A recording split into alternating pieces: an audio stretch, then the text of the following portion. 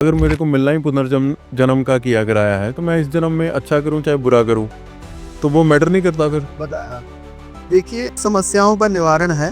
कुछ समस्याओं को हम खुद क्रिएट कर लेते हैं, जैसे कि मैंने पहले भी बता चुका हूँ कि वास्तु के मुताबिक आप क्रिएटेशन ऐसी कर देते हैं। रूम कम अटैच वॉशरूम कमरे के अंदर ही मतलब होता है, तो ये चीज़ सही है या पहले जो होती थी वो सही है? जो पहले थी वो सही थी, काफी हद तक सही थी। नमस्कार और सत श्री अकाल है सबको। बहुत बहुत स्वागत है आपका Datta talk show by Kapil में।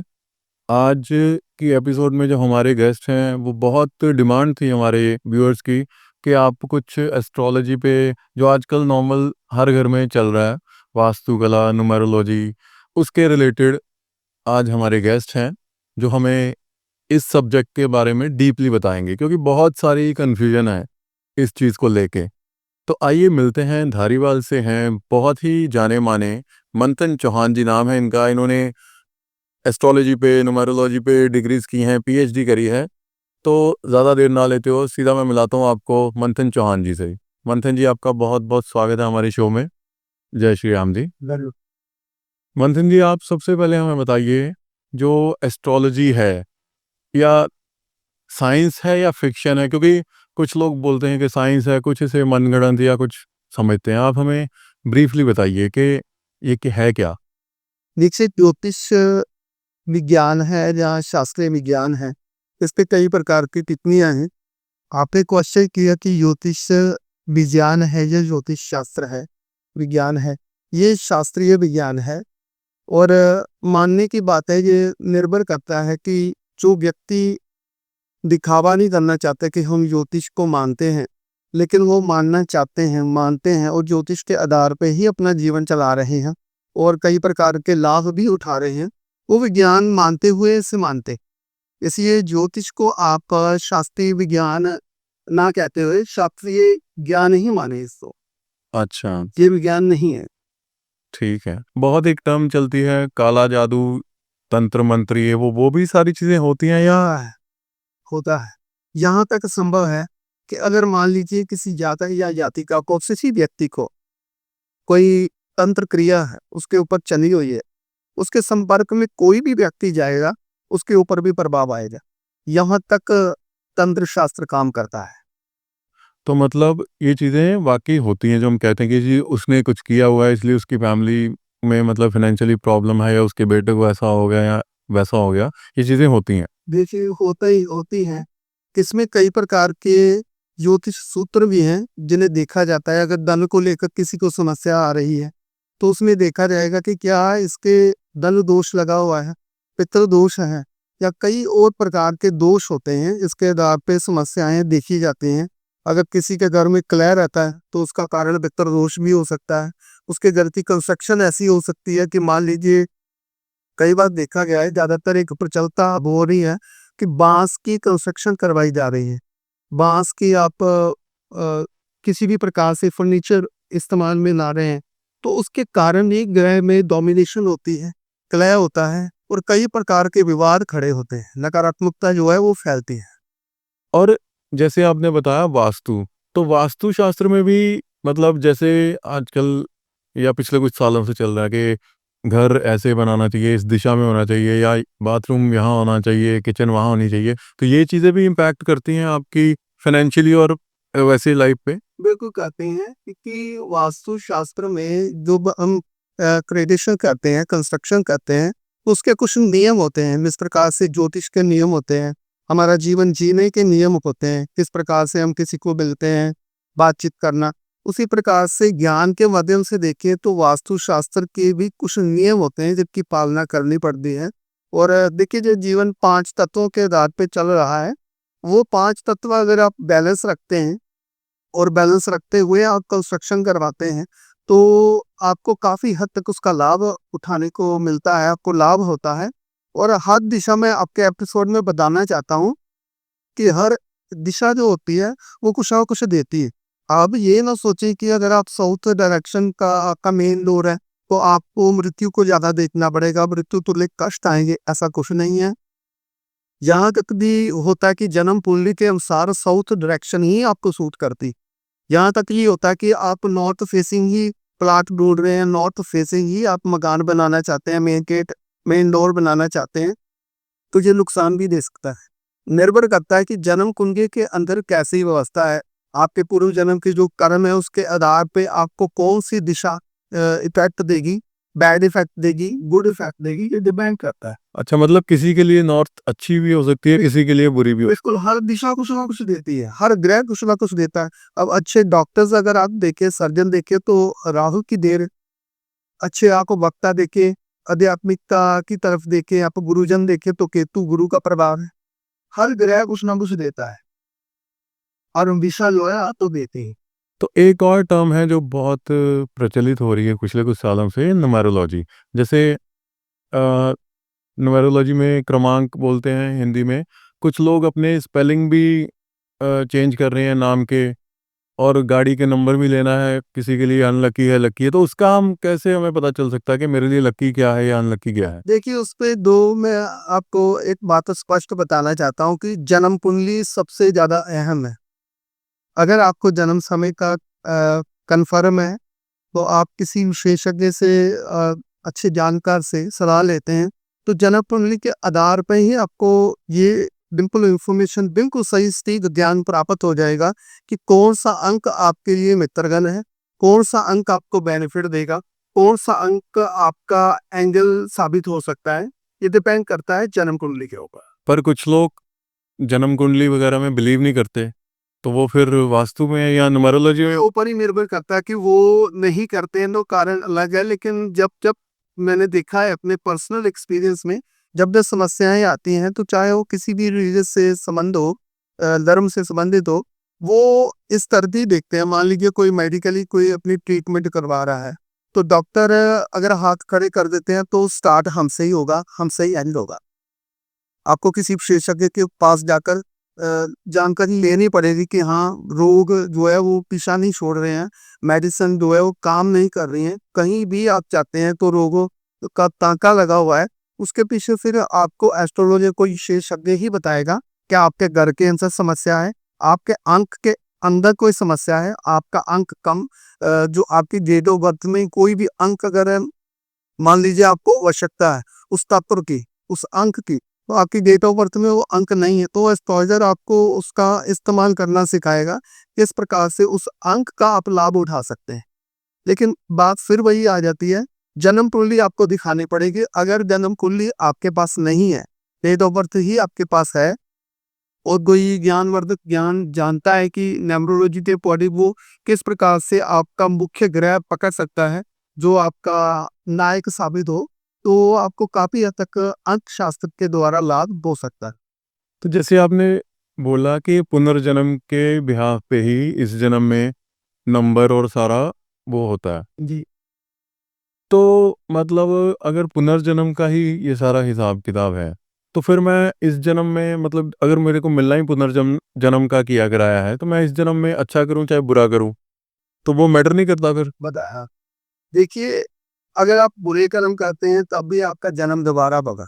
अगर आप अच्छे कर्म करते हैं तब भी होगा। अगर कोई कार्य आपका अधूरा रह गया है तब भी होगा। और अगर आपको पूर्ण करना है या पूर्ण कर लिया है, तब भी वो उसके लिए आपको जन्म लेना ही पड़ेगा। अगर आप अच्छे कर्म कर रहे हैं तो अच्छे ग्रहों को आप अपनी तरफ अट्रैक्ट कर रहे हैं। अगर आप बुरे कर्म कर रहे हैं, आपको पता है, लेकिन आप कंट्रोल में नहीं है, तो बुरे ग्रहों को आप आकर्षित कर रहे हैं अपनी तरफ। उसी प्रकार से उस ग्रहों के साथ जो संबंधित रिश्ते होंगे, वो आपके साथ जुड़ने शुरू हो जाएंगे। अच्छे ग्रहों के साथ जो जुड़े रिश्ते होंगे वो आपसे दूर होने शुरू हो जाए। एक मंथन जी, बड़ी कॉमन सी सिचुएशन है हर घर में। प्रॉपर्टी को लेके क्लेश है, बाप बेटे का क्लेश है, भाई भाई का क्लेश है, सास बहू का क्लेश है। नॉर्मल सी, ये मतलब कॉमन सी समस्या है हर घर में। तो इससे समाधान कैसे पाया जाए, क्योंकि बहुत सारे व्यूअर्स हमारे इस, मतलब समाधान इसका ही चाहते हैं। देखो, एक बात स्पष्ट करना चाहता हूँ, किसी भी प्रकार का जो भी आपके एपिसोड जो देखें, आपका चैनल देख रहे हैं, मैं लोगों तक ये बात कह देना चाहता हूँ कि कर्म के आधार पर ये, अगर आपकी कुंडली में योग ऐसा है कि आपके घर में तनाव होगा, इस पर्सन के द्वारा डोमिनेशन होगी, कई प्रकार के तनाव खड़े होंगे तो होंगे, उसका निवारण नहीं है। कुछ समस्याओं का निवारण है, कुछ समस्याओं को हम खुद क्रिएट कर लेते हैं, जैसे कि मैंने पहले भी बता चुका हूँ कि वास्तु के मुताबिक आप क्रिएटेशन ऐसी कर देते हैं। कुछ खान-पान में जिस प्रकार से मान लीजिए आपने क्रिया की बात की, आर्थिक तंगी की बात की है, घर में नॉन-वेज बनाया जाता है। जी। तो जिन बर्तनों में आप नॉन-वेज खा रहे हैं, उन्हीं बर्तनों में आप सात्विक भोजन भी खा रहे हैं। अच्छा, वेज भोजन भी। हाँ, बिल्कुल, उसी बर्तनों में। तो ये छोटी-सी एक समस्या है, तो बड़ी समस्या आपने खुद ही क्रिएट कर ली है। इसका नेगेटिव इम्पैक्ट पड़ेगा। बिल्कुल बढ़ेगा, 100% बढ़ेगा और आपके जो पीढ़ी चल रही है, उसके ऊपर भी बढ़ेगा। जो उस घर से संबंधित है, बाहर रह रहे हैं, उनके जीवन पर भी बढ़ेगा। तो वैसे घर में नॉनवेज खाना ठीक है, बट बना नहीं, मैं तो सीधी-सी बात है, एक अध्यात्म का रास्ता है। मैं तो तामसिक भोजन वर्जित ही करूँगा कि जहाँ तक संभव हो सके, आप तामसिक भोजन ना करें, सात्विक भोजन खाएँ और आप इसका रिज़ल्ट खुद देखें। और अगर बाय चांस खाते भी हैं तो बर्तन अलग-अलग होने चाहिए। अगर आप सेवन करते हैं या आपकी मजबूरी है खान-पान में, तो आप सात्विक भोजन के बर्तन अलग रखें और जो तामसिक भोजन है, नॉन-वेज है, उसके बर्तन आप अलग रखें। पुराने गाँव में, शहरों में उसका वॉशरूम जो होता था, एंट्रेंस भी होता था, गेट के साथ में या मतलब स्टार्टिंग में ही। और आजकल जैसे एक ट्रेंड चल पड़ा है, रूम कम अटैच वॉशरूम, कमरे के अंदर ही मतलब होता है। तो ये चीज़ सही है या पहले जो होती थी वो सही है? जो पहले थी वो सही थी, काफ़ी हद तक सही थी, जो कि अब जगह की कमी होने के कारण और कई प्रकार की जॉइंट फैमिलीज़ भी होती हैं, तो उस प्रकार से भी उसको अटैच कर दिया जाता है, जो कि गलत है। वास्तुशास्त्र के नियम के अनुसार गलत है। मतलब यू मीन टू से अटैच बाथरूम जो आजकल मतलब पिछले 20-25 साल से ज़्यादा नहीं होना चाहिए। नहीं, उसका भी कि शौचालय का काम शौचालय वहाँ होगा। एक एग्ज़ाम्पल देता हूँ कि मान लीजिए 10 लाख का आप टॉयलेट बना लेते हैं, तो वहाँ बैठ के मैं अक्सर बोलता हूँ कि वहाँ बैठ के आप कॉफ़ी तो पी नहीं सकते। टॉयलेट की अहमियत तो टॉयलेट वाली है। एग्ज़ैक्टली। हाँ जी, तो इसलिए वो बाहर ही होना चाहिए। किचन आप कमरे के अंदर रख रहे हैं, डज़न्ट मैटर। उसकी बात आ जाती है डायरेक्शंस की, वो बात अलग की है कि नियम के अनुसार अगर आप वास्तु को क्रिएट करते हैं, तो उसके आपको काफ़ी हद तक अच्छे परिणाम देखने को मिल सकते मतलब कुछ लोग फिर ज़्यादा कहते हैं कि ज़्यादा वहम वगैरह में नहीं पड़ना ठीक है, जहाँ है बना ली। हैं। ज्ञान तो ज्ञान ही है, आप नहीं मानते तो ना मानें, लेकिन ज्ञान तो ज्ञान ही रहेगा, चाहे आप किसी भी धर्म से संबंधित हैं। ग्रह आपके ऊपर प्रभाव डालेंगे, ग्रह आपको डोमिनेट करेंगे। आपके व्यवहार से ग्रह खराब भी होंगे और अच्छे भी होंगे। जाने-जाने में आप रोज़ाना किसी को पानी भी आप दे रहे हैं कि मैं तो इसको बॉटल दे के जाता हूँ। एक आदतन अनुसार किसी जानवर को आप कुछ टुकड़ा दे रहे हैं अपने खाने में से, तो कहीं न कहीं तो आप ग्रह को पॉज़िटिव कर रहे हैं। कहीं न कहीं तो आप पॉज़िटिव ग्रह को अट्रैक्ट कर रहे हैं अपनी तरफ। क्योंकि पिछले कुछ दिनों में, कुछ सालों में जो हमने देखा कि अपार्ट फ्रॉम हिंदू रिलीजन, बाकी रिलीजन वाले भी काफ़ी बिलीव कर रहे हैं इन चीज़ों पे। बिल्कुल, मेरे पास प्रमाण कई कई प्रकार के प्रमाण हैं। मतलब अलग-अलग रिलीजन से आपके पास क्लाइंट आते हैं। हाँ, बिल्कुल करते हैं और जानकारी लेते हैं और उन तक पूरी कोशिश की जाती है कि सही ज्ञान उन तक पहुँचाया जाए और व लाभ भी उठाते हैं। उसके बाद वो बताते भी हैं कि हाँ, इन बातों के कारण हम काफ़ी देर तक कष्ट में रहे हैं और आपने जब से बताई हैं रेमेडीज़ बताई हैं, बिल्कुल आसान-आसान रेमेडीज़ हम बताते हैं कि आप अप्लाई करके देखो अपने जीवन में। आप करके देखो, आपको लाभ होगा, 100% होगा। तो एक सिंपल सा कोई उपाय बताएँ, जैसे हर घर में होता है ना कि जी हमारे घर में फाइनेंशियली सबसे जो बड़ा मेन इश्यू है आजकल घर-घर में फाइनेंशियली, कि मतलब पैसे पैसे की कमी है। तो उससे कैसे मतलब कोई रेमेडी, कोई उपाय कि क्या करें कि जो पैसे का फ्लो है बना रहे, टिका रहे? उसके पीछे भी फिर बात वही घुमा के आके आ रही है कि जन्म कुंडली के अंदर दूसरा भाव और 11वां भाव कुंडली के अंदर 12 भाव होते हैं। ये बहुत इंपॉर्टेंट होते हैं, धन का आना और धन का टिकना। अगर किसी की जन्म कुंडली में, किसी की हाथों की रेखाओं में, किसी के कर्म में अगर धन दोष है, धन जागृत नहीं है, तो आप मान के चले कि वो किसी भी प्रकार से उसको आर्थिक तंगी आएगी।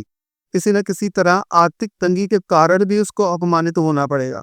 लेकिन जहाँ मैं आपको एक बात बताना चाहता हूँ कि अगर आप ज्योतिष शास्त्र के मुताबिक कुछ उपाय ऐसे हैं, अगर आप उससे नियमित रूप से करते हैं, अपना व्यवहार आप ठीक रखते हैं, अपना खान-पान सही कर लेते हैं, कुंडली के अंदर अगर योग नहीं भी है, तो आपके योग बनने शुरू है।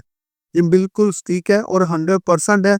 आप अपने खान-पान, पहरावा सही कर लें बिल्कुल, ज्योतिष शास्त्र के मुताबिक आपको उसका परिणाम बहुत ही अच्छे परिणाम मिलने शुरू हो जाए, धन टिकेगा भी और धन आएगा। खान-पान, पहरावा मतलब ज्योतिष के अकॉर्डिंगली। खान-पान तो चलो जैसे आपने रिकमेंड किया कि नॉन-वेज को साइड में रखें। छोड़ते हैं तो काफी हद तक लाभ होता है। तो पहरावे का क्या मतलब, कैसा पहरावा? वो डिपेंड करता है पर्सन। मैं नहीं कहता, मान आपने देखा होगा ज्यादातर एक प्रचलता चली हुई है, यंग ब्लड में मैं ज्यादा देख रहा हूँ, ब्लैक कलर्स को बहुत लाइक कर, grey colour, blue colour, dark colour को। बिल्कुल, वो खासकर ब्लैक की तरफ मैं जाऊंगा, क्योंकि ये नेगेटिव एनर्जी को ऑब्जर्व करता है, डाइव नहीं कर पाता। तो जो आप जैसे श्वेत हैं, क्रीम कलर है, पर्पल है, लेमन है, जेलो है और भगवा का कलर है, ऐसे कलर्स आप यूज करते हैं, आप रुमाल भी अपने पास रखते हैं, तो आपको काफी हद तक इसका लाभ उठाने को मिलेगा, आपको लाभ प्राप्त होगा इसका काफी हद तक। जैसे मनी प्लांट होता है घर में, नॉर्मल हम लगाते हैं कि मनी प्लांट है तो पैसे का फ्लो आएगा या स्टेबिलिटी रहेगी पैसे की। तो कुछ मतलब सोशल मीडिया में देखा कि ज़मीन में नहीं लगाना चाहिए, आप गमले में लगाओ, प्लांटर में लगाओ और नीचे से ऊपर की तरफ लगाना चाहिए, फिर पैसे का फ्लो बनता है। मैं आपको ये बताना चाहता हूँ कि मनी प्लांट का जो एक वहम है ना, इसे वहम कहना अच्छा रहेगा। मनी प्लांट का धन के साथ कोई संबंध नहीं थी। अच्छा, मनी प्लांट का धन ही साथ कोई संपर्क नहीं है। तो वैसे ही नाम है मनी प्लांट। लॉजिकली अगर आपने लगाया तो आपके खर्चे पूरे हो रहे हैं, आपके पास पैसा भी आपको पॉकेट में नजर आया, तो आप कह रहे हैं जब से लगाया बेनिफिट हो रहा है। तो वो भी एक शरारत मान सकते हैं कि ये टोबैको ग्रह की शरारत होगी कि आपको बराती में डाल रहा है। वैसे अगर लॉजिकली देखा जाए तो मनी प्लांट का संबंध धन से बिल्कुल भी नहीं।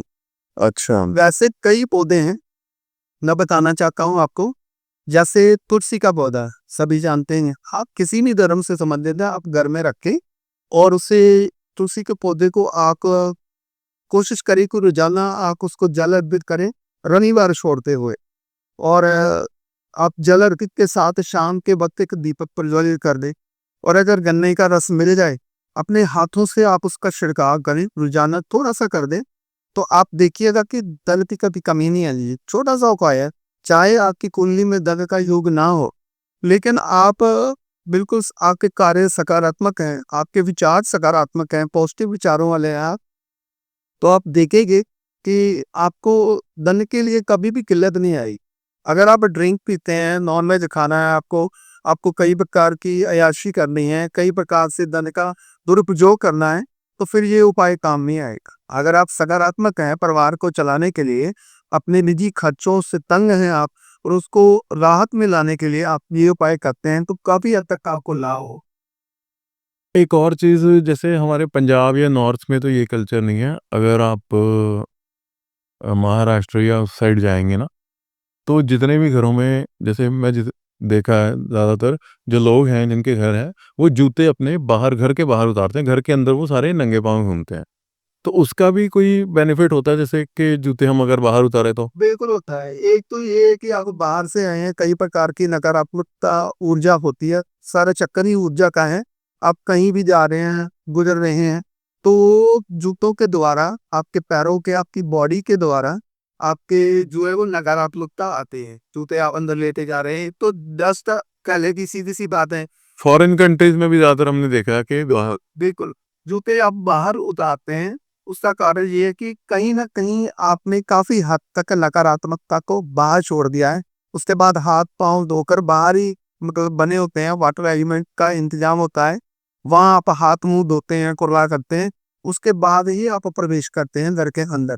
तो ये कारण है ऊर्जा का कि आप कहीं भी बाहर में हैं, वो नकारात्मक ऊर्जा आपके साथ है।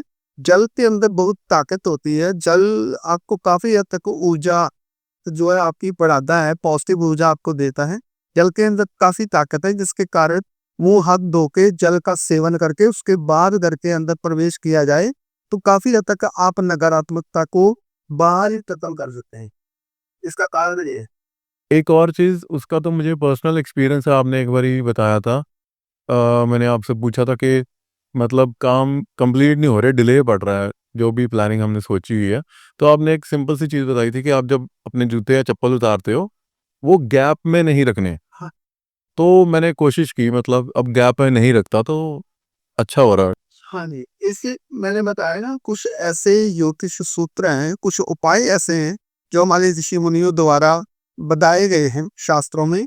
उसका अगर आप प्रयोग करते हैं और अपने व्यवहार को सही करते हैं, छोटी-छोटी बातों की तरफ ध्यान देते हैं, तो आप उसका बहुत ही अच्छा परिणाम देखेंगे। आपको जन कुंडली की तरफ नहीं जाना पड़ेगा। अपने व्यवहार में चेंज लाकर, अपने खान-पान में, अपने बातचीत में आप चेंज लाके आप परिवर्तन, काफ़ी अच्छे परिवर्तन देख सकते हैं। काफ़ी हद तक आपको लाभ होता है। मतलब जब भी हम जूते या चप्पल या कुछ भी उतारते हैं तो उनको ऐसे एक साथ ही रखना है, गैप में नहीं रखना। क्योंकि आपने बोला था जितना गैप में रखेंगे आपके उतना ही डिले लाइफ में पड़ेगा। वेरिएशन आती है उसके कारण, और कारण ये है कि आपके कार्य तो डिले होते ही हैं। आप जो प्लान करते हैं वो सुबह तक का, जब सूर्य उदय होता है, उसको खुद ही डेड कर देते हैं। लास्ट को आपकी प्लानिंग कुछ और होती है, वो सुबह आप प्लानिंग करेंगे तो वो डेड हो जाएगी। आपके विचार ही बदल जाएगी। आप सोचना कुछ शुरू कर देंगे उन विचारों के ऊपर। रात को तो आपको वो कार्य करने थे, प्लानिंग थी, लेकिन सुबह आपकी डिलेशन हो जाती। एक मंथन जी, जैसे पुनर्जन्म का ना बहुत कंट्रोवर्सी है। कुछ लोग जैसे आपने बोला जो मानते हैं ठीक है, नहीं मानते वो अपनी अपनी हर एक की इंटेंशन है। तो आपके हिसाब से इज इट अ फिक्शन और इट्स अ ट्रू के पुनर्जन्म वगैरह होता है?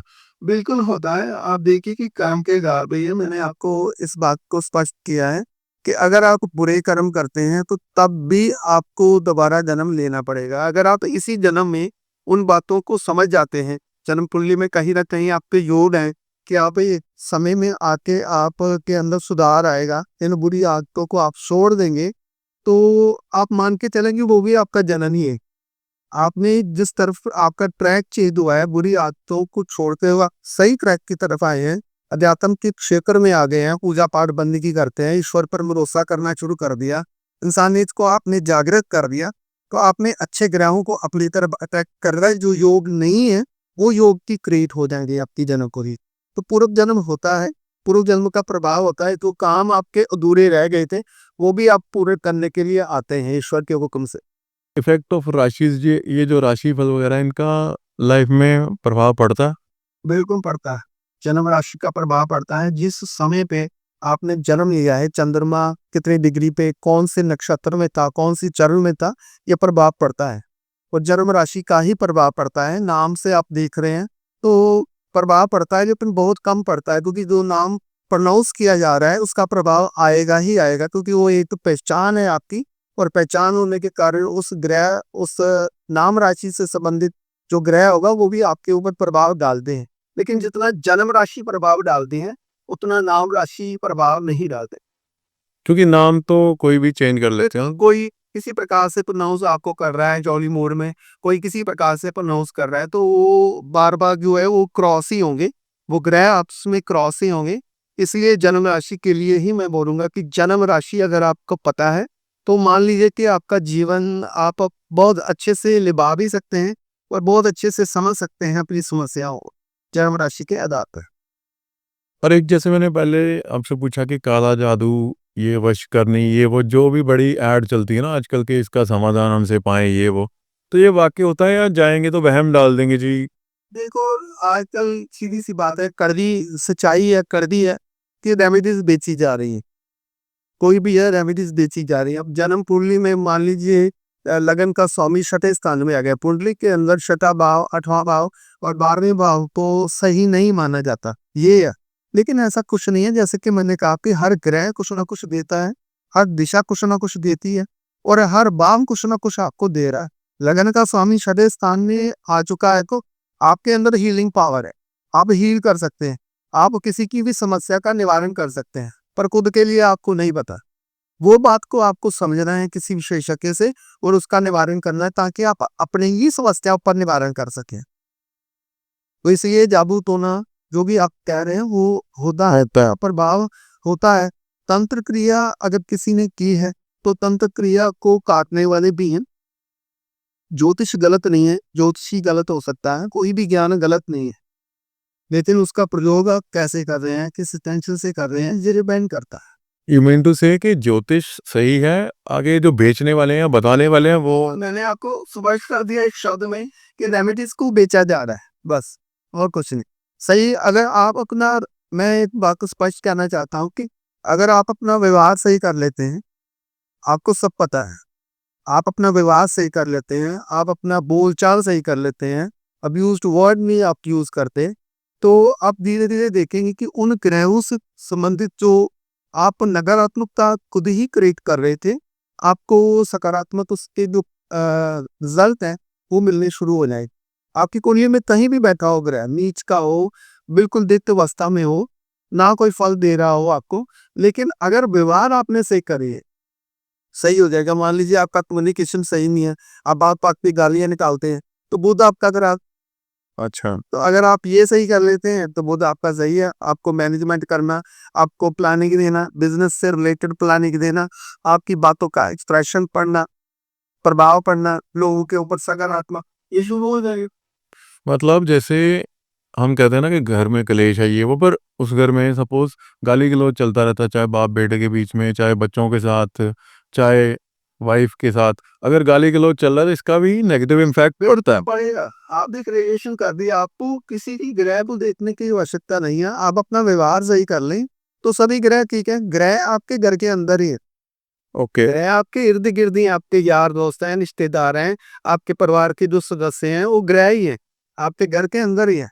तो आप उनके साथ व्यवहार सही रखते हैं। नेचुरली बात है, उससे संबंधित जो ग्रह है, अपने आप ही वो सही परिणाम आपको देने शुरू कर देगा। मतलब ये सारा हमारे नेचर पे, हमारे उस पे डिपेंड करता है। डिपेंड करता है, आपके कर्म के ऊपर डिपेंड करता है। ये आपको सभी भगवान ने बुद्धि दे रखी है, कॉमन सेंस दे रखी है। आपने अपने विवेक को जागृत रखना है, बस देखिए। और अगर आप, मैं बता रहा था कि जाने-अनजाने में भी किसी को मदद कर रहे हैं ना, आदत अनुसार की आपको आदत है कि आप खाना खाया और एक टुकड़ा आप लेके जाते हैं बाहर और चींटी को डाल देते हैं। लेकिन आपको पता ही नहीं है कि आप तो जी जाने ही जाने में जो आदतन कर रहे थे, ये आपके पुण्य फल बढ़ रहे हैं।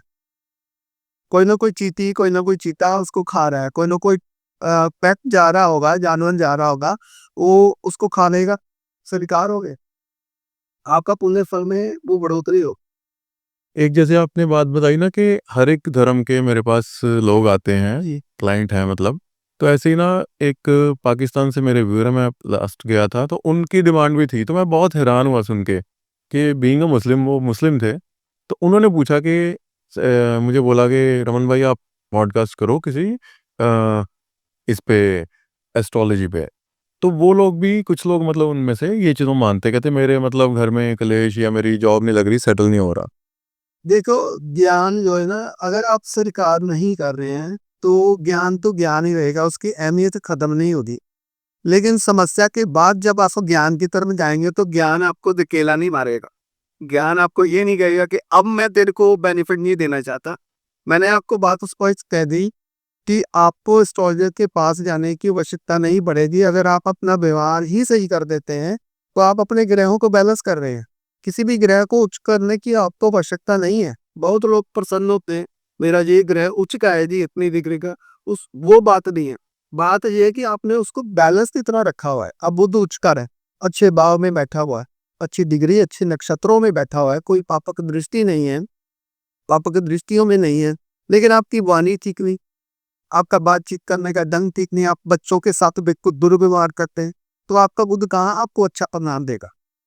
बात घुमा फिर आके वही है कि आपको अपना व्यवहार सही करना पड़ेगा। आप व्यवहार करें, सही करें। आप जानते हैं कि आप कैसे चल रहे हैं। सबसे ज़्यादा पहले आपको ही ज्ञात है कि आप कैसे चल रहे हैं, व्यवहार से आप कैसे हैं, अपने रिश्तों से, अपने बच्चों से, अपनी बीवी से। तो सामने रिजल्ट अगर आप उसको सुधार में लाते हैं, तो ग्रह आपको अच्छा रिजल्ट देने के लिए मजबूर हो जाए। क्योंकि बहुत घरों में देखा कि पैसे की कोई कमी नहीं होती, बट फिर भी किसी ना किसी चीज़ को लेके कलेश तो पड़ा रहता है। आज कमी नहीं है धन की। अगर जिस घर में आप क्लेश रखते हैं, तनाव रखते हैं, जब तनाव का माहौल क्रिएट करते हैं, आने वाले समय में धन को लेकर भी किल्लत आएगी ही आएगी। धन टिकेगा नहीं वहाँ। यहाँ क्लह का कारण रहेगा, वहाँ कोई ना कोई समस्या चलती ही रहेगी। एक शनि का प्रभाव, बहुत सारे हमारे व्यूअर्स ने पूछा कि शनि का भी, उसकी रेमेडी या कि कइयों को जैसे बोलते हैं कि शनि भारी है, तो उसके लिए क्या करना चाहिए? बारी कुछ भी नहीं है, बारी एक नाम व्यवहार ही होता है। आपका व्यवहार ही आपके ऊपर वजन डालता है। आप उसको ग्रह को खराब कर लेते हैं। अगर आप उस बात को समझ लेते हैं, किसी एस्ट्रोलॉजर के पास जाकर, किसी विशेषज्ञ के पास जाते हैं, और उस ज्ञान के माध्यम से आप उस बात को समझ लेते हैं कि मुझे ऐसा नहीं करना। मैं आपको एक एग्जांपल देता हूँ। मान लीजिए सिंह राशि है, सिंह राशि वाला किसी की सुनता नहीं, अब ये सुनना शुरू कर दे और किसी की बात पहले सुनी, अब सुनेगा। नेचुरली जब आप बात सुनेंगे तो आपका बृहस्पति मजबूत होना शुरू हो जाएगा। आप किसी की पहले बात सुन रहे हैं, उसके बाद आप जवाब दे रहे हैं, तो बृहस्पति आपको अच्छे परिणाम देने के लिए तैयार हो जाएगी। ये डिपेंड करता है आपके ऊपर, आप चाहते कैसे हैं। आप अपना व्यवहार गलत रख रहे हैं, करेक्टर गलत रख रहे हैं, खान पान आपने गलत कर रखा है, तो सारे दिन में आपने कोई दान पुण्य तो नहीं किया, आपने समय ही नहीं किसको दिया। दान ये नहीं है कि धन का दान दे रहे हैं, आप किसी वस्तु का दान दे रहे हैं। दान अगर आप किसी को थोड़ा सा समय भी करके अंदर दे रहे हैं तो आपका दान है, तो उससे संबंधित ग्रह ठीक होना शुरू हो जाएगा। बच्चों को समय दिया, बुध ठीक हो जाएगा। पत्नी को समय दिया, शुक्र ठीक हो जाएगा। माँ को, पिता को अच्छा व्यवहार किया तो चंद्रमा सूर्य ठीक हो जाएगा। ग्रह आपके घर के अंदर ही है, मतलब बेसिकली है कि हमें अपने आप में सुधार लाने की जरूरत है। तो लाना पड़ेगा। किसी भी आपको एपिसोड में अब तक मेरे हिसाब से नहीं सुनने को मिला होगा कि जिसने ज्यादा जोर दिया हो आपके व्यवहार पे। आप अपना व्यवहार सीख करें, बस अपने आप को देखें। आपको पता ही है, आपके पास अपने अंतर मन का आईना है आपके पास, आपको पता है आप क्या कर रहे हैं। सारा दिन में आपने कोई दान किया, सारे दिन में आपने किसी को कैसे बोला, कैसे आपने बातचीत की, पत्नी को कैसे टूट के पड़े। माँ ने एक बार खाना खाने के लिए दीदी ने खाना खाने के लिए पूछ लिया, और दूसरी बार उसने पुकारा आपको, को आप चिल्ला उठे एकदम। तो वो आपने देखना है कि आप व्यवहार में कैसे है। मतलब वो सारी नेगेटिव वाइब्स हैं। भाई नेगेटिव वाइब्स है, और आप उसको क्रिएट कर दें, खुद क्रिएट कर दें, और आपके जीवन में धीरे धीरे धीरे धीरे समस्याएं आनी शुरू हो जाएगी, चाहे वो आर्थिक हो, चाहे वो मानसिक हो, चाहे वो शरीरत हो। एक मंथन जी, जैसे अब दिवाली है, फेस्टिवल सीजन है, एक तो हम बताइए दिवाली पे कैसे मतलब हम सेलिब्रेट करें, पूजा कहाँ करनी चाहिए, किस दिशा में, या सिंपली मतलब आप बता दें। देखिए दीपावली, पहले तो मैं व्यक्तिगत जो मेरा अपने एक नेचर है, मैं सभी को बताता हूँ, बच्चों को बताता हूँ, जो टीन एज है उनको बताता हूँ, जो भी मेरे संपर्क में आते हैं, कि त्योहार तो वो होता है जो आप किसी के साथ सेलिब्रेट करते हैं। जो त्योहार को मना नहीं सकता, जो किसी प्रकार से आर्थिक तौर पे या मानसिक तौर पे नहीं मना सकता, अगर आप उसके साथ सेलिब्रेट करते हैं, उसको त्योहार देते हैं, तो आपका त्योहार तो पूर्ण हो गया। पहले तो ये बात आप दांत मान लें कि वही बात आ गई जो मैं आपको व्यवहार कह रहा हूँ, कि अगर आप संपर्क में आते हैं तो नेचुरली आपको मान सम्मान भी मिलेगा, आर्थिक प्रफुल्लता भी मिलेगी, और ईश्वर तो आपको देख ही रहा है निराकार रूप में। वो आपको किसी भी प्रकार के ग्रह का दोष आपके पास आने ही नहीं देगा। तो दीपावली की जैसे आपने पूजा की किस दिशा में करनी, ये डिपेंड करता है कि आपके घर का पूजा स्थान कहाँ है। जहाँ वास्तु शास्त्र की बात आएगी, ये डिपेंड करता है। अगर आपने कहीं भी पूजा स्थान अपना बना रखा है, तो सिंपली से कुछ उपाय हैं, वो आप दीपावली वाले दिन करें, वो काफी हद तक आपको लाभ होगा। आप इसका लाभ उठा सकते हैं। कोई एक आधा सिंपल सा बिल्कुल मैं बताता हूँ। बता दें। आप 9 पौड़ी ले ली, पीली कौड़ी आपको पंसारी की दुकान से मिल जाएगी, और वहीं से आपको सारी सामग्री मिलेगी। काली कौड़ी, ये भी आपने 9 की गिनती में लेनी, और 11 गोमती चक्कर लेने आपने, और 5 हल्दी की गांठें ले ले, वो आपको लेनी है, और कोई सिक्का कॉइन ले ले, वो रख ले। जब भी आप कोई भी सिंपली पूजा कर रहे हैं, नित्य पूजा पाठ कर रहे हैं, जब दीपावली आ चुकी है, दीपावली पूजा करते हैं या करवाते हैं, तो आप अपने उस मंदिर में घर के जो स्थान है वहां रख सकते हैं। पूजा के बाद नेक्स्ट डे आप उसको लाल कपड़े में कोटवी बनाकर, जहाँ भी आप थोड़ा धन रखते हैं, अपना लॉकर हो, कोई भी धन का स्थान हो, वहां आप उस पोटी को रख लें। काफी हद तक आपको सकारात्मक इसके परिणाम मिले, आपको काफी लाभ होगा। एक ना पिछले कुछ सालों में देखा है, काला धागा बांधते हैं, कोई पैर पे बांधता है, कोई हाथ पे, वो किस लिए बांधा जाता है? नहीं, देखो ये ना नजर दोष के लिए बनाती है। बहुत अच्छा आपने प्रश्न किया है, क्योंकि आजकल लोग इस तरफ है, जरा सा बच्चा मान लीजिए कि खांस रहा है, और खांसने दूसरे दिन भी खांस रहा है, तो कहते हैं नजर लग गई इसको। जरा सा बच्चा मूड नहीं है बच्चे का, कि फोन ज्यादा बच्चे यूज करते हैं, तो वो टायर्ड हो जाते हैं, जिसके कारण लगता है कि यार आज खेल कूद भी रहा है, इसको नजर लग गई। तो ऐसा कुछ नहीं, काले धागे के लिए मैं आपको बताना चाहता हूँ कि काला धागा आपको सूखते ये हैरानी होगी कि नकारात्मकता को हम बुलावा दे रहे। अच्छा। काला धागा बांधना ही चाहिए। कई प्रकार की गलत तंत्र क्रियाएं जो है वो आकर्षित होती है। आपको पाँव पे कभी नहीं बांधना है, हाथ में काला धागा नहीं बांधना है, गले में नहीं बांधना है। काला धागा तो मैं अवॉइड ही करूंगा, काला धागा मत बांधे। ये नकारात्मकता को अट्रैक्ट करता है अपनी तरफ, खासकर जो गलत तंत्र क्रियाएं हैं उनको बहुत जल्द अट्रैक्ट करता है। तो काला धागा नहीं बांधना चाहिए। नजर दोष के लिए मैं आपको एक उपाय देता हूँ। आप लौंग होता है घर के अंदर ही है, 2 लौंग सावधी ले ले या 7 लौंग ले ले, उसको अपने बच्चे या अपने ऊपर से आप 7 बार उल्टा मारे। एंटी क्लॉकवाइज आपको मारना है अपने सर से, अपने जिसकी भी आपको नजर उतारनी है। और ये शाम के वक्त आप कर दिया करें, रोजाना करें, करते रहें। आपको किसी प्रकार की कोई गंदी क्रिया जो होगी वो भी आपके करीब नहीं आएगी, आपकी ऑरा क्लीन होगी। और ऑरा की बात चली है तो मैं एक बात कहना चाहता हूँ आपके एपिसोड के माध्यम से, कि जब भी आप नहाते हैं, पानी नहाने वाला जो होता है उसके अंदर आप थोड़ी सी हल्दी डाल दिया करें, थोड़ा सा सादा नमक डाल लें और थोड़ा सा कच्चा दूध डाल लें। कोई भी मिले आपको, वो मिल्क कच्चा दूध डालें। कच्चा दूध नहीं भी डाल के तो हल्दी आपको डालनी है, सादा नमक भी डालना है, थोड़े से 1 चुटकी काले तिल डाल दें। तो ये डाल के आपको रोजाना स्नान करना शुरू करें, आपकी जो ऑरा होगी वो क्लीन रहेगी। सारा दिन आप कहाँ रहे हैं, घूम रहे हैं, उसके बाद आपको ये एहसास नहीं रहता। समस्याएं आने के बाद ही एहसास होता है कि आप कहीं ना कहीं नकारात्मक हो रहे हैं, जा रही समस्याएं आ रही। तो ये आपकी ऑरा को क्लीन करेगा, ये एक आदत बना रहेगा, काफी हद तक आपको लाभ होगा इसका। मतलब काला धागा जैसे आपने बोला नहीं पहनना चाहिए, जैसे आपने पहले बताया था कि डार्क कलर्स जो हैं वो सारे अवॉइड करने चाहिए। जिसमें से कुछ कलर हैं जो इफेक्टिव नहीं होते हैं। ब्लैक कलर जो है वो आपको नहीं धारण करना है। ब्लैक कलर जितना कम हो सके उसकी तरफ ध्यान ना दे, उसको कम डाले। ब्लैक कलर जो है वो नेगेटिव एनर्जी को डेड नहीं कर पाता है, जिसके कारण आपको उसके काफी जो बुरे परिणाम है आगे चल के देखने को मिलते हैं। आपका मेंटल लेवल, आपकी जो मानसिकता है वो धीरे धीरे नकारात्मकता की तरफ बढ़ती रहती है। तो जैसे हम घरों में अपने पेंट वगैरह कराते हैं तो वो भी फिर हमें डार्क कलर अवॉइड करने चाहिए। ये यहाँ बात आ जाएगी वास्तुशास्त्र के ऊपर, ये नियम लागू होगा। इससे कई सूत्र हैं कि अगर नॉर्थ की वॉल है तो उसके ऊपर आपको किस प्रकार से करना है, नॉर्थ के टच कौन सी वॉल आ रही है, क्या आपने कंस्ट्रक्ट करवाया, आपने बेडरूम किया है, आपने बच्चों का स्टडी रूम किया है, ये डिपेंड करता है। बच्चों का स्टडी रूम हो तो उसके अकॉर्डिंग उसके कलर धीरे बढ़ेंगे ताकि बच्चों को लाभ हो। जैसे आपने बोला कि हम अगर अपनी नेचर, अपना स्वभाव सही रखें तो सारे क्लेश खत्म हो जाते हैं। हाँ, रहने का। जी, पर फिर भी सपोज़ किसी का स्वभाव भी सही है, सब कुछ है, बट फिर भी उसके घर में छोटे-मोटे क्लेश हैं, तो क्या वास्तु का क्लेश के साथ कोई कनेक्शन है? बिल्कुल है।